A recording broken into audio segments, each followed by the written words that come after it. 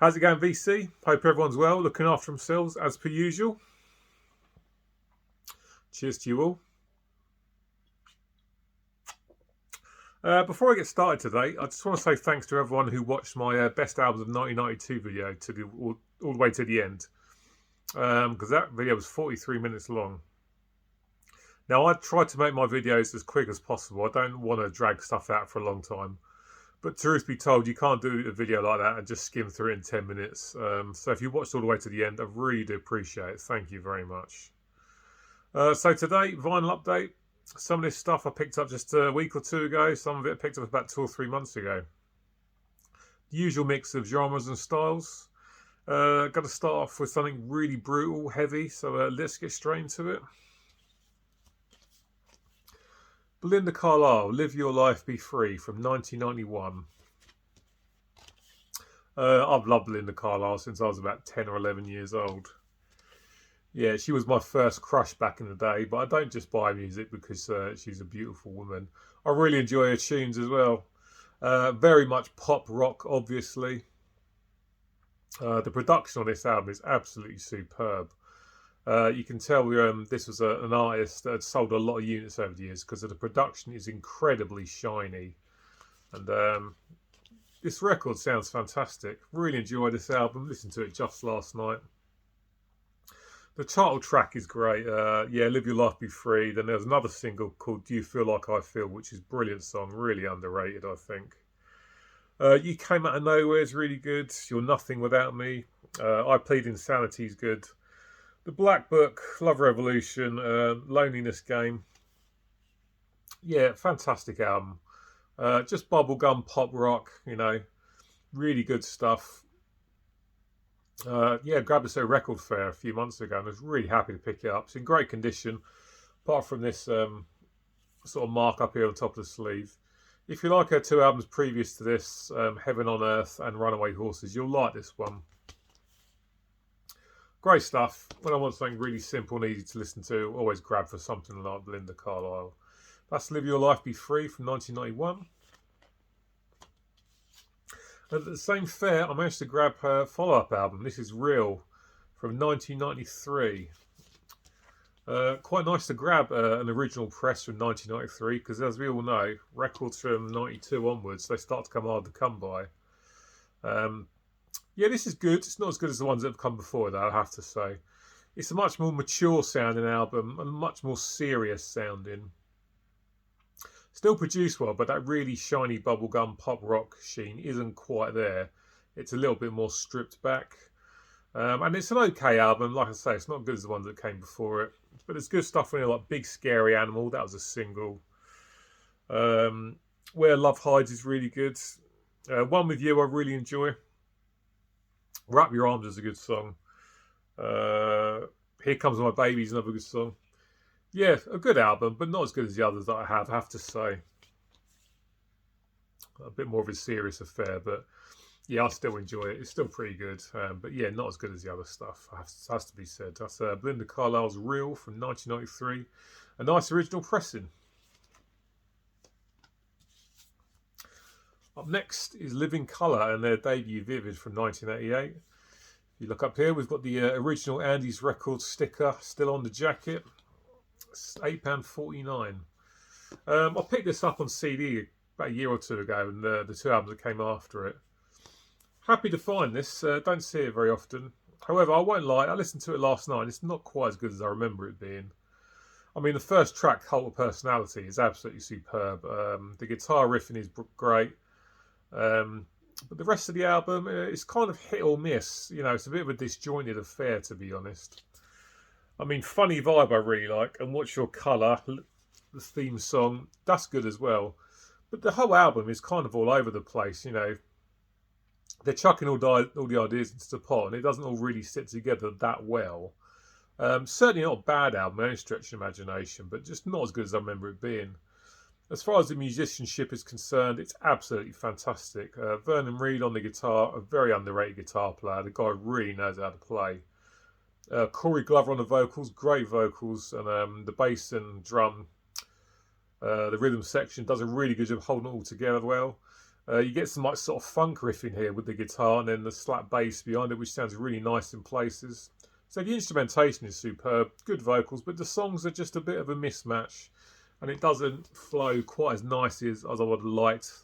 The two albums that came after this are definitely better, but maybe it's just a case of it needs a few more spins. Up next, the Best of Bowie. I've got a Best of Bowie album already, but it really only covers sort of 1969 to 1975, where this goes much further into his discography. My dad had this back in the day, span it loads, and I absolutely love it. And when I saw it at the same record fair that I picked the Belinda Carlisle albums up from, I whipped it out of the crate really fast. Everyone knows who Bowie is. You haven't even really got to be a fan to know who he is. An iconic musician from here in the UK. Very sadly missed, and an album absolutely packed, front to back with classic songs, it has to be said. Space Oddity, Life on Mars, Starman, Rock and Roll Suicide. John I'm Only Dancing, The Gene Genie, Breaking Glass and Sorrow. Side A is completely packed out, absolutely fantastic stuff. Diamond Dogs, Young Americans Fame, Golden Years, Sound and Vision Heroes, stuff like that. An excellent compilation. It's even better than the Changes compilation that I've got. A great album to stick on a Saturday night when you're just chilling at home with a few beers, when you want to just listen to some hits. Fantastic compilation, really glad I picked it up, and very inexpensive. A nice addition to the collection, no doubt about it. Up next, Mr. Big and their debut, and I think it's just called Mr. Big actually. Yeah, these guys are superb. I saw these guys a few years ago at Bloodstock and they didn't disappoint. Obviously, Pat Torpey's no longer with us, the drummer, rest in peace. And but the guy who filled in for him was did a really good job. Eric Martin on vocals and Paul Gilbert on the guitar, Billy Sheehan on the bass. If you're a guitar player, you'll know who Paul Gilbert is. And if you're a bass player, you'll know who Billy Sheehan is. Phenomenal musicians, all of them. Eric Martin's voice is fantastic. Yeah, it's a great hard rock, sort of hair metal album. More sort of on the way of hard rock, I think. Absolutely superb. Musicianship is fantastic. Of course it is, with Paul Gilbert and Billy Sheehan involved. Addicted to That Rush kicks this one off, is really good. Wind Me Up, the second song's fantastic. Blame It On My Youth, Big Love, Anything For You, Rock and Roll Over. It's an album packed front to back with great songs. I mean, this is easily an 8 out of 10. It's probably a 9 actually. I've had Lean Into It on vinyl for a while, but I was missing this one for a long time. I'm glad I finally got around to picking it up. It's a cracking album. If you've not heard it and you're into that kind of old school hard rock sound with some very nice flashy technical musicianship, it'd be a good idea for you to grab this and pick it up. A lot of you will know it, but if you haven't heard it and you're into that kind of thing, I highly recommend picking it up. This is their debut from '89, Mr. Big. Very, very good stuff. Some AOR now. This is Boston, Third Stage from 1986. I've never seen this one out and about before, so I grabbed it, and I have to say it's okay. It's definitely not as good as the two that came before it. I mean, this was 6 years after their last album that this came out. Now, in this day and age, it's not as unusual for bands to go 6 years between releasing albums, but back then, that was pretty much unheard of, it has to be said. I mean, when you think that Iron Maiden put out like about 5 studio albums in the time that these guys took from this, their second album to this, that's, you know, quite amazing, really. So 6 years between albums. And to be honest, after 6 years, I'm expecting to be absolutely blown away, but it's just okay for me. Not bad, but, you know, I was expecting a lot more, it has to be said. The first track, Amanda's really good. Call the Engines is good. My Destination's okay. To Be a Man's fine. I think I like it. Still in Love and Holly Ann, the last 2 songs are really good. Brad Delp's vocals are absolutely superb. He passed away a few years ago. Rest in peace, Brad. And Tom Scholz's guitar work is absolutely superb. But for me, on the whole, it's just not as good as you're expecting it to be. Or certainly not for me, I have to say. I've got it in this nice polyline inner sleeve. I'm just on black wax. Because, and check this out. This is the inner sleeve. Look at that. It's like a butcher's had a go with it with his machete. Or maybe butcher's knife, not machete. But yeah, it's okay. Just needs a few more listens. I mean, I've listened to plenty of albums over the years where it's like, yeah, at first I'm like, it's okay, but when we listen back to it, it's much, much better. So maybe it's a case of that. But it hasn't wowed me as much as I thought it was going to. Some more AOR now, and this one has lived up to the hype. REO Speedwagon's High Fidelity, I think from 1980. Yep, 1980. There's a couple of songs on this that are hard rock staples and have been for donkey's years and will be for years to come. You'll know some of the songs on this, even if you're not a fan of the band. This is a very good album. This is in really good condition, but I'm pretty sure it's a reissue. So it comes on this kind of sleeve that has sort of the other stuff available on this label. So I think that's a reissue. But a great album. It's in really good nick. Plays nicely. You got stuff on this like Keep On Loving You and Take It On The Run, which are huge, huge rock radio songs. Like I say, everyone knows them. There's other good stuff on this as well that I hadn't heard before, like Don't Let Him Go. In Your Letter sounds like it was influenced by 1950s rock and roll. It's definitely got that kind of vibe to it, especially in the vocals and the backing vocals. Out of Season's good. Shaking It Loose. I Wish You Were There. Really glad I grabbed this. Didn't cost a lot, in good condition, and it's a really enjoyable listen for just an AOR. You know, don't mind some of that stuff every now and then, has to be said. Obviously, I wouldn't have bought it otherwise. But REO Speedwagon's High Fidelity is now that definitely lived up to its reputation. Really good stuff if you like that kind of thing. Boston again, and this is their second album, Don't Look Back. Now, this is an upgrade copy, because I have got this already, but it's not in the greatest condition at all, whereas this is in great nick. I think it's because it's a reissue, whereas the other one I've got is an original. But this is in far better condition than the other one I've got. Great songs on this. This is much better than the third one. Don't Look Back is great. A Man I'll Never Be, Feeling Satisfied, Used to Bad News, Don't Be Afraid. Again, songs on here that you'll know from listening to rock radio over the years, especially Don't Look Back. Again, great vocals from Brad Delp. Nice guitar riff from Tom Schultz. Nice upgrade copy. I'll be shipping out the old one because this is far better. Good album from Boston, that's their second album. Don't Look Back, really good stuff. And another upgrade copy, Van Halen's Van Halen 2. Everyone always talks about the first Van Halen album, and rightfully so, but this, for me, is pretty much just as good. Doesn't get talked about as much, but I think it's brilliant. Really, really good stuff. Obviously, the Van Halen brothers, Dave Lee Roth and Mike Anthony. This album is packed front to back with brilliant songs. God, what's the bloody track listing? It's in tiny writing. Yeah, Dance the Night Away is really, really good. Somebody Get Me a Doctor. Great guitar riff. Love the riffing in that. You're No Good's really good. Bottoms Up. Women in Love. Light Up the Sky. Brilliant album. And yeah, just doesn't get anywhere near as much love as the first album. But for me, pretty much just as good. Stunning hard rock from 1979, Van Halen's Van Halen 2. Brilliant, brilliant stuff. And a nice upgrade copy, which is in much better condition than my other copy. Nice compilation now.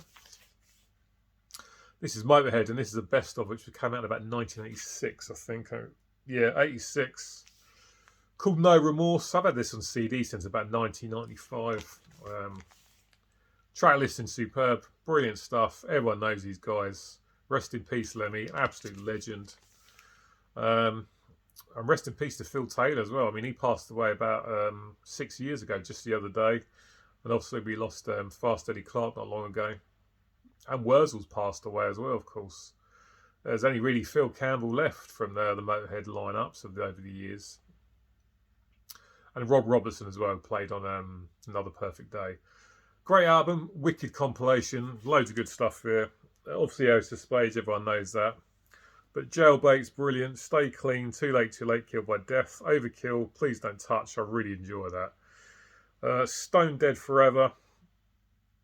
Bomber, Iron Fist, Dancing on Your Grave. I think it's a completely underrated Motorhead song from Another Perfect Day. I love that song so much. Metropolis is okay. Louis Louise good. No Class. Iron Horse. We Are the Road Crew. Stuff like that. Just brilliant songs. Great package this. Great compilation. Great to have in the collection. Love me some Motorhead. And then again, another one of those albums you can just stick on a Saturday night when you're having a few beers. You want to listen to all the big songs all in one place. Superb stuff. Got this when it first came out on CD, and the vinyl's finally come out now, and I've finally got my hands on it. Agent Stills, No Gods Before Me. That's correct. Yeah, a stunning comeback album from these guys.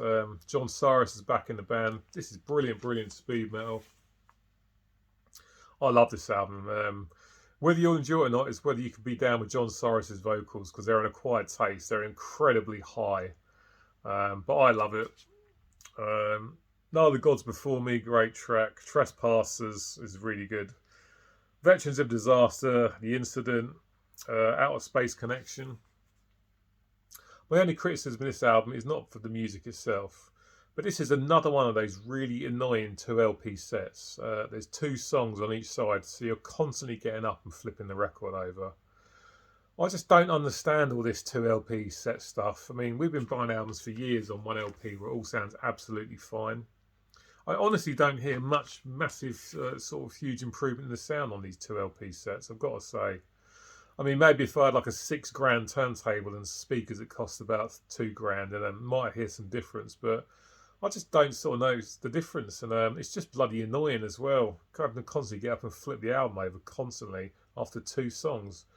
But that said, Agent Stills, No Gods Before Me, No Other Gods Before Me, is a superb speed metal album and a superb return from these speed metal legends. Last one now. Now, I'm not often fussed by live albums, but there's some that you need to have, and for me, this is in that category, definitely. And now we are getting to some heavy stuff. Death, live in LA. I'm all over anything that Chuck Schuldiner has done, and this is superb. I think we've just hit the 20th anniversary of his passing, and I just can't believe it's been 20 years since he's been gone. But this guy has definitely lived on through his legacy, and yeah, glad to finally grab this. Like I say, not usually fussed on live albums, but this I think is a must-have.